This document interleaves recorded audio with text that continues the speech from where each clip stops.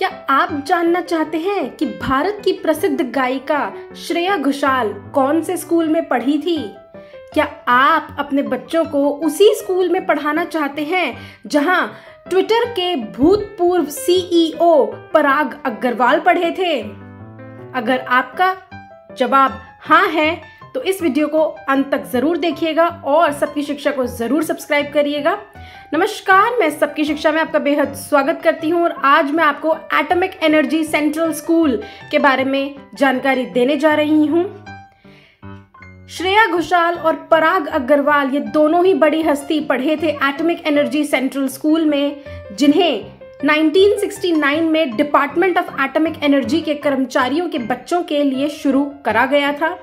पूरे भारत देश में 31 ऐसे स्कूल मौजूद हैं जिनमें बच्चों को प्री प्राइमरी कक्षाओं से 12वीं कक्षा तक पढ़ाया जाता है। यह सभी स्कूल इंग्लिश मीडियम है, यानी कि इनमें भाषाओं के अलावा सभी विषय अंग्रेजी भाषा में पढ़ाए जाते हैं। इनमें ज्यादातर स्कूलों में CBSE यानी कि central board of secondary education के पाठ्यक्रम से ही बच्चों को पढ़ाया जाता है। केवल 2 ही स्कूल हैं जिनमें स्टेट बोर्ड से पढ़ाया जाता है, जिनमें से एक स्कूल मुंबई में है और दूसरा कलपक्कम में है। इन स्कूलों में बच्चों के लिए बहुत ही बड़े बड़े हवादार कमरे हैं जो क्लासरूम्स हैं। बच्चों के लिए खेल कूद के मैदान भी हैं, नई टेक्नोलॉजी वाली लेबोरेटरीज भी हैं और बेस्ट सेलर किताबों के भंडार वाली लाइब्रेरी भी हैं। और तो और यहाँ बच्चों को पहली कक्षा से ही कंप्यूटर्स भी सिखाया जाता है।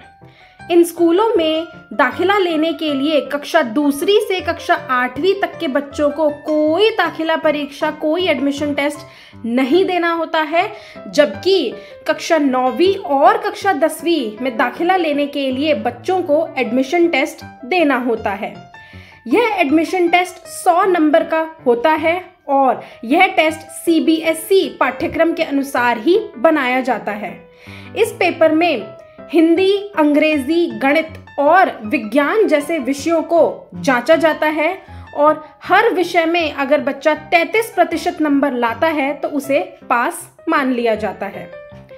इन स्कूलों में DAE यानी कि डिपार्टमेंट ऑफ एटॉमिक एनर्जी के बच्चों के अलावा रिटायर्ड DAE कर्मचारियों के पोता या पोती भी दाखिला ले सकते हैं। वे बच्चे जो DAE प्रोजेक्ट की वजह से उनके घर की जमीन इधर उधर हुई है, वे बच्चे भी इन स्कूलों में दाखिला ले सकते हैं।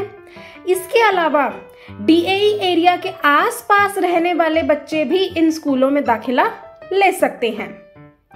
अब मैं आपको बताना चाहूंगी कि इन स्कूलों में पढ़ाई करने के लिए अभिभावकों को क्या शुल्क देना होता है। तो इन स्कूलों में नॉन DAE कर्मचारियों के बच्चों को पढ़ने के लिए हर महीने 3,330 रुपये शुल्क देना होता है अगर वे बच्चे अर्बन एरिया यानी कि शहरी क्षेत्र में रह रहे हैं तो। और यह जो फीस है ये कक्षा 2 से कक्षा 10वीं तक के बच्चों की है। हालांकि अगर बच्चे ग्रामीण क्षेत्र में यानी कि रूरल एरिया में रह रहे हैं तो उन्हें 1500 रुपये कम शुल्क देना होता है। और जो बच्चे प्री प्राइमरी और कक्षा 1 में पढ़ेंगे उन्हें हर महीने 1200 रुपये शुल्क देना होता है।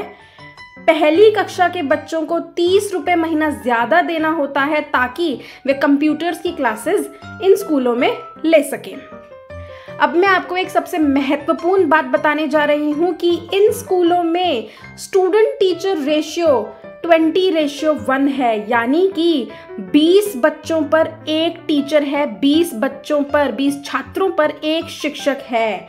यह जो रेशियो है ये बाकी स्कूलों के मुकाबले काफ़ी अच्छा है। टीचर जो है वो ज़्यादा ध्यान दे पाती हैं बच्चों पर अगर बच्चे कम होते हैं तो एक क्लास में अगर 20 बच्चे हैं और एक टीचर है तो वह ज़्यादा अच्छे से उन 20 बच्चों पर ध्यान दे पाती हैं और उन्हें ज़्यादा बेहतर तरीके से पढ़ा पाती हैं और उनकी नोटबुक और बाकी सब चीज़ें भी ज़्यादा अच्छी तरीके से चेक कर पाती हैं। तो यह थी सारी महत्वपूर्ण जानकारी एटॉमिक एनर्जी सेंट्रल स्कूल के बारे में। अगर आप इनकी शर्तों को पूरा करते हैं तो आप जो हैं अपने बच्चों को एटॉमिक एनर्जी सेंट्रल स्कूल में भेज सकते हैं। अगर आप ऐसे और नए नए स्कूलों के बारे में जानकारी जानना चाहते हैं तो सबकी शिक्षा को अभी सब्सक्राइब करिए, घंटी का निशान दबाना ना भूलें। धन्यवाद।